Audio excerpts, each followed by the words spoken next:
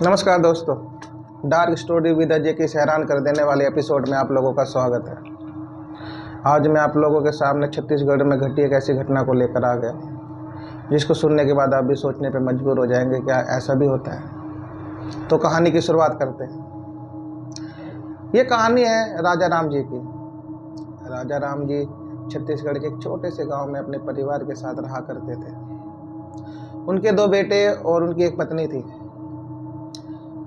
ये कहानी लगभग 1976 की है, जब शायद हमारा देश आर्थिक संकटों से गुजर रहा था।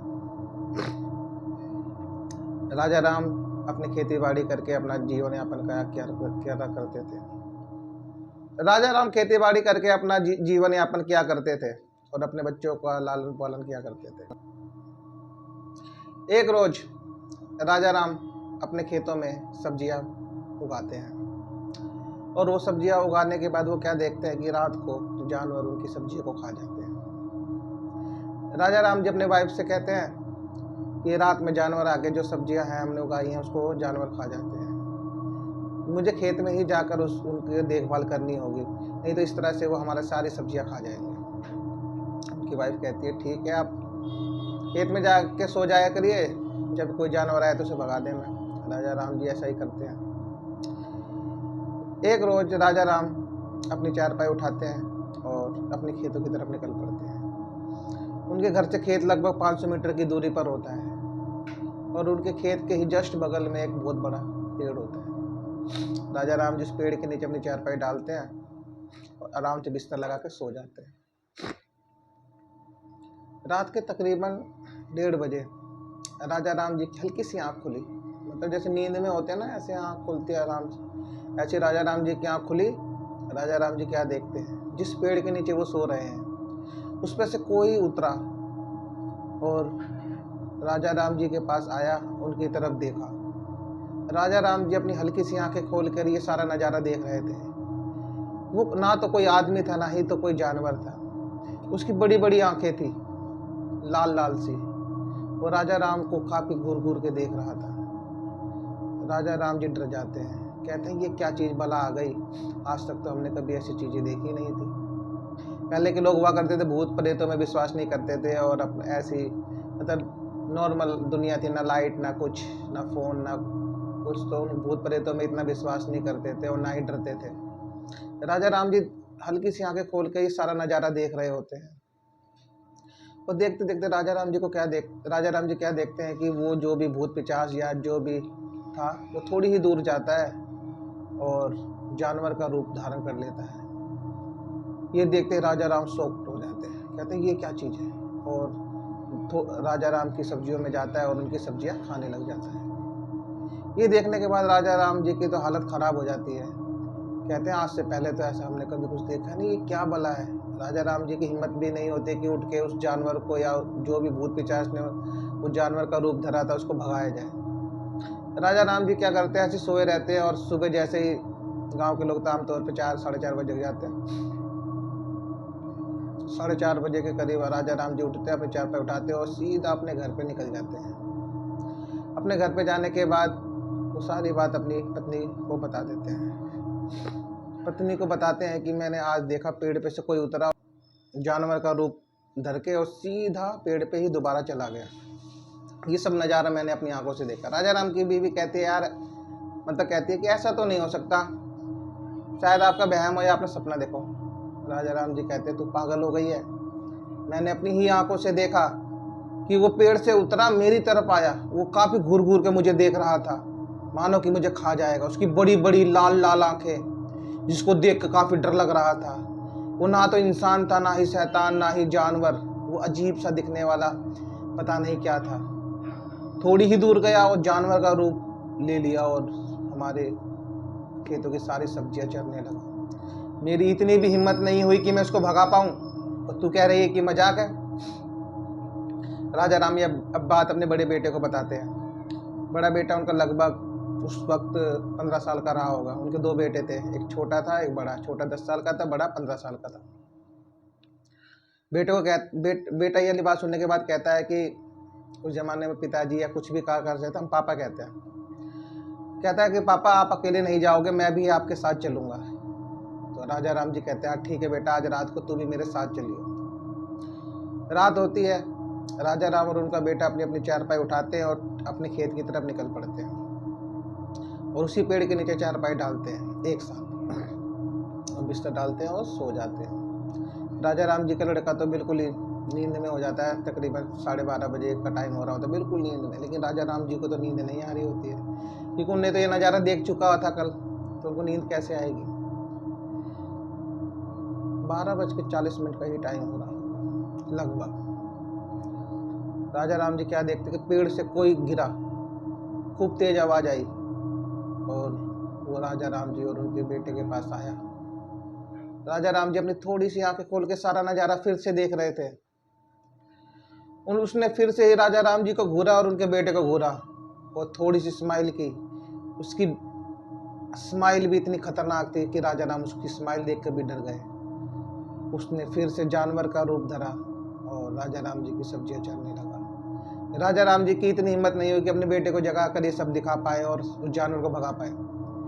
उस रात भी राजा राम चुप रहे और ये सारा नज़ारा देखते रहे। सब्जियां खाने के बाद वो भूत, वो पिचास, वो जो भी था, पेड़ पे चढ़ा और गायब हो गया। सुबह राजा राम उनके बेटे उठे और उन्होंने अपने बेटे को सारी कहानी बताई। तो राजा राम जी का बेटा कहता है पापा मैं भी तो वहाँ था, मैंने तो ऐसा कुछ नहीं देखा। तो कह रहा बेटा तू गहरी नींद में था, 12:40 का टाइम हो रहा था, वो भूत आया, तुझे घूर रहा था, मुझे भी घूर रहा था। उसकी भयानक भयानक आंखें देखकर मैं इतना डर गया कि मैंने तुझे आवाज़ भी नहीं लगाई, कहीं वो भूत तुझे कोई नुकसान ना पहुंचा दे। कल से हम खेतों में नहीं सोएंगे, हम घर पे सोएंगे। उस रात राजा राम जी अपनी बहन के घर किसी काम से चले जाते हैं और राजा राम जी, उनकी पत्नी और उनके दोनों बेटे घर पर होते, राजा राम चले जाते हैं। राजा राम की पत्नी कहती है कि बेटा पिताजी तो है नहीं तुम्हारे, तो खेतों में कौन जाएगा, ये तो जानवर सारी सब्जियां खा जाएंगे और सारा हमारा नुकसान हो जाएगा। तो राजा राम जी का बड़ा बेटा कहता है ठीक है मम्मी मैं जाऊंगा, मैं वहाँ पर सो जाऊंगा। लेकिन राजा राम ने तो सारी बातें अपनी पत्नी को बता रखी थी। तो उनकी पत्नी कहती है बेटा पिताजी तुम्हारे कहते हैं कि वहाँ पर ऐसा ऐसा होता है। तो कहते हैं मम्मी ऐसा कुछ नहीं होता, पिताजी को वहम होता होगा। उस रात उनका बेटा चारपाई उठाता है और खेतों की तरफ निकल पड़ता है। खेतों में चारपाई बिछाता है और सो जाता है। फिर से वही टाइम होता है, तकरीबन 12:40 या 12:45 का टाइम हो रहा, 12:45 बजे का टाइम हो रहा होता है। अचानक से कोई चीज नीचे धम से गिरती है, जो पत्ते होते हैं ना उस पर गिरती है और आवाज सी आती है। राजा राम जी के लड़के की आंखें खुलती है और क्या देखते हैं कि वही भयानक सा भूत जो उनके पिताजी ने बताया था, वो धीरे धीरे उनकी तरफ बढ़ रहा है। ना तो वो इंसान है ना ही वो जानवर है, अजीब सा दिख रहा है। ये बड़ी बड़ी आंखें, लंबे लंबे दांत। उसको देखने के बाद राजा राम जी के लड़के की हालत बिल्कुल खराब हो जाती है। वो चुपचाप से टूट के बिस्तर में ही पड़ा रहता है। लेकिन वो ये नहीं जानता था कि ये रात उसके लिए कितनी भयानक होने वाली है। वो पिशाच आता है और राजा राम जी के लड़के का गला पकड़ता है और उनका पेट फाड़ देता है और उनको पेड़ के ऊपर ले जाता है। अगले दिन तकरीबन सुबह के जब 5 बज रहे होते हैं और राजा राम जी का लड़का घर नहीं जाता, तो उनकी माँ देखने आती है। क्या देखती है कि वो लड़का तो वहाँ है नहीं, चारपाई वहीं पड़ी है और बिस्तर पे थोड़ा थोड़ा खून लग रहा है। ये देखने के बाद उनकी माँ डर जाती है। वो चिल्लाती हुई गांव की तरफ भागती है और लोगों को लेकर आती है। गांव के लोग जब वहाँ आते हैं तो क्या देखते हैं कि राजा राम जी का बड़ा लड़का तो वहाँ है ही नहीं, तो इधर उधर खोजबीन करते हैं। एक गांव में एक शख्स की नज़र उस पेड़ के ऊपर जाती है। पेड़ पर राजा राम जी के लड़के की लाश पड़ी होती है। उसका पेट बिल्कुल फाड़ दिया गया था, मानो उसके पेट में से सामान निकाल के किसी ने खूब बढ़िया से खाया था, बिल्कुल खोखला कर दिया था और उसकी लाश को वहीं छोड़ दिया था। गांव वालों ने जैसे तैसे उसको उतारा। उसकी हालत इतनी भयानक कर दी थी कि मैं अब बयान नहीं कर सकता। कुछ चीज़ें ऐसी होती है ना जिसको बयान नहीं कर सकते, महसूस कर सकते हैं। आप भी ऐसी महसूस करके देखिए कितना खतरनाक उस लड़के के साथ उस रात हुआ होगा। क्योंकि जो चीज़ जिसके साथ बीतती है ना, उसी के साथ ही उसको ही मालूम होता है। मैं आपको मुंह से बता रहा हूँ और आप सुन रहे हैं तो आपको इतना डर नहीं लगेगा, लेकिन मानो जिसके साथ ऐसा हुआ होगा उसको क्या बीती होगी। उसकी माँ अपने बेटे की लाश देखकर इतनी तेज रोने लग जाती है। ये बात राजा राम जी के पास तक पहुँचती है। वो तुरंत अपने बहन के गांव से अपने घर आते हैं और आकर खूब रोने लग जाते हैं। वो अपनी पत्नी को भी डांटने लग जाते हैं कि जब मैंने तुझे सारी बात बताई थी तो तूने इसको वहाँ खेतों में भेजा ही क्यों। ये बात गांव वालों सुनते हैं और कहते हैं क्या बात। तो राजा राम जी पूरे गांव वालों को ये बात बताते हैं कि उस पेड़ के ऊपर कोई भूत पिचास रहता है। ये बात सुनने के बाद गांव के सरपंच, जो भी सरपंच प्रधान उस टाइम में रहते थे, वो कहते हैं कि तुम्हें उस पेड़ के बारे में बिल्कुल नहीं पता, तुम भी तो इसी गांव के हो, क्या तुम्हें उसकी कहानी नहीं पता कि उस पे भूत पिशाचों का साया है। क्योंकि जो पेड़ था ना, राजा राम जी के खेत से थोड़ा सा दूर था, हल्का सा, वहां पे चारपाई डाल के सो रहे थे। जस्ट उनके बगल में गांव में जैसे कोई मर उर जाता था उसकी लाश से जलाया करते थे, मतलब एक तरह का शमशान घाट था। राजा राम कहते हैं कि मुझे सब मालूम है, लेकिन भूतों में हम विश्वास नहीं करते। लेकिन मैंने उसको जब अपनी आंखों से देखा तो मुझे विश्वास हो गया कि ये चाहे भूत हो, पिशाच हो, जानवर हो, चाहे कुछ भी हो, बहुत ही डरावना, बहुत ही खतरनाक था। सरपंच जी ये बात सुनने के बाद अगले ही दिन उस पेड़ को कटवाने का आदेश दे देते हैं और 2 लकड़हारों को लेकर आते हैं, उस पेड़ को कटवाने लग जाते हैं। जब लकड़हारे उस पेड़ पर कुल्हाड़ी मार रहे होते हैं तो अचानक से उसमें से खून की धार बहने लग जाती है। ये देखने के बाद गांव के लोगों की आंखें फटी की फटी रह जाती हैं कि एक पेड़ के अंदर से खून कैसे निकल सकता है। और उस पेड़ को उस दिन कटवा दिया गया और उस राक्षस का घर छिन गया। और गांव वाले ये कोई बिल्कुल भी नहीं पता था कि पेड़ कटवाने के बाद उनका विनाश हो सकता है। जब सरपंच जी ने पेड़ कटवाया, पेड़ कटवाने के कुछ महीने ही बाद सरपंच जी के बड़े बेटे की मौत हो जाती है। और उनके बड़े बेटे की मौत भी ठीक उसी प्रकार होती है जिस प्रकार राजा राम के बड़े बेटे की मौत हुई थी। सरपंच के बेटे का भी किसी ने पेट फाड़ के उसमें से जो भी सामान था खाए पी के उसको खाली कर दिया था। ये देखने के बाद सरपंच और गांव वालों की हालत खराब हो जाती है। पूरे गांव में मातम का माहौल छा जाता है, डर भयानक। पूरा गांव डर जाता है और सरपंच जी से कहता है कि अब क्या होगा,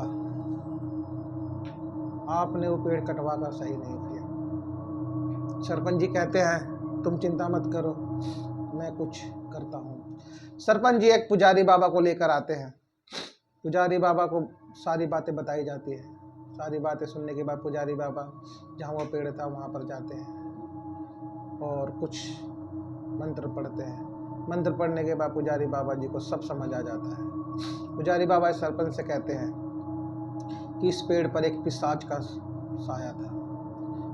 ये पेड़ उस पिशाच का घर था और वो काफ़ी सालों से इस पेड़ पर रहता था और तुमने ये पेड़ कटवा कर उसको छेड़ दिया है और वो इसका बदला लेना चाहता है पूरे गांव से। ये सुनने के बाद पूरे गांव वालों की हालत खराब हो जाती है। सरपंच जी कहते हैं कि पुजारी बाबा क्या इसका कोई हल नहीं हो सकता। पुजारी जी कहते हैं इसका हल होगा। ठीक 2 दिन बाद हम महायज्ञ करेंगे इसी पेड़ के यहाँ पे, जहाँ पे पेड़ कटा था ना, वहीं बैठ के हमें महायज्ञ करना होगा, क्योंकि उस पिशाच का साया आज भी वहाँ पर है। अगले ही दिन सरपंच जी के छोटे बेटे की मौत बिल्कुल उसी तरह हो जाती है। सरपंच जी की तो पूरी दुनिया ही लुट गई, क्योंकि उनके 2 ही बेटे थे और दोनों की मौत इतनी बुरी तरीके से हुई। ये सब नज़ारा देखने के बाद पूरे गांव वाले पुजारी बाबा के चरणों में जाकर गिर जाते हैं। वो कहते हैं कि हम लोगों को बचा लीजिए, नहीं तो वो पिशाच हमारे पूरे गांव को ख़त्म कर देगा। पुजारी बाबा कहते हैं कि ये कुछ मट्टी फूंक के देते, कहते हैं इसको थोड़ा थोड़ा अपने घर के आगे गिरा लेना और कल हम महायज्ञ करेंगे। अगले दिन पुजारी जी आते हैं और महायज्ञ शुरू कर दिया जाता है। 5-6 घंटे चलने के बाद पुजारी जी कहते हैं कि अब इस गांव में कोई दिक्कत नहीं होगी। 1 महीना बीता, 2 महीना बीता।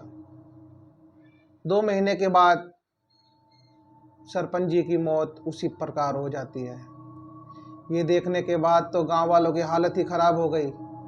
सरपंच जी का पेट फाड़ कर कोई इसमें से सारा माल निकाल कर खा गया, और वो और कोई नहीं, वही पिशाच था। वो पिशाच इतना भयानक हो चुका था कि लोगों के घर जाकर उनकी कुंडियां खटखटाने लगा। खटखट की आवाज़ सुनकर गांव वालों के मन में इतना डर बैठ गया कि वो अपना दरवाज़ा ही खोलना बंद कर दिए। जैसे ही रात के 7 बजते पूरा गांव सुनसान हो जाता। कोई भी गांव में अगर आवाज़ लगाता या गेट खटखटाता, कोई भी अपना गेट नहीं खोलता। अगले ही दिन जब सभी गांव वाले पुजारी बाबा के पास जाते हैं और कहते हैं कि वो पिशाच तो आज भी उस गांव में है और उसने सरपंच जी को भी मार दिया।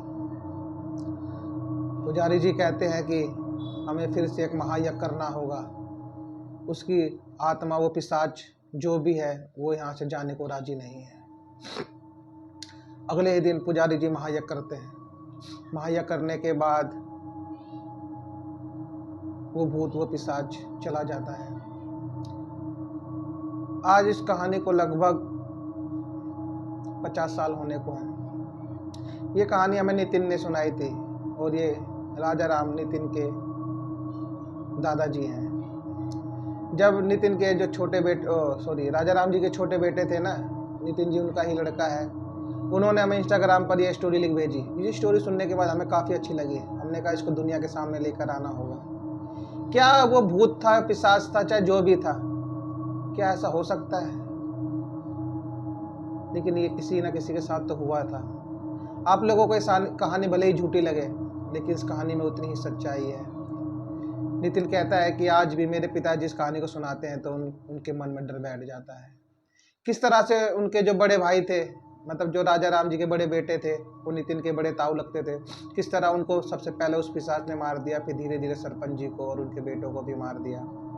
गांव में डर का माहौल फैल गया।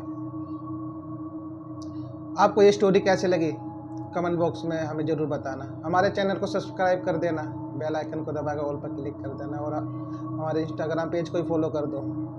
आपका एक सब्सक्राइब हमें बहुत ही मोटिवेट करता है। दोस्तों, आज आप हमारे वीडियो तो देखते हो लेकिन इसको सब्सक्राइब नहीं करते, तो हाथ जोड़ के विनती है कि हमारे चैनल को सब्सक्राइब कर दो। तो मिलते हैं अगली स्टोरी में, और भी भयानक चीज़ों को लेकर हम आपके सामने आएंगे। धन्यवाद।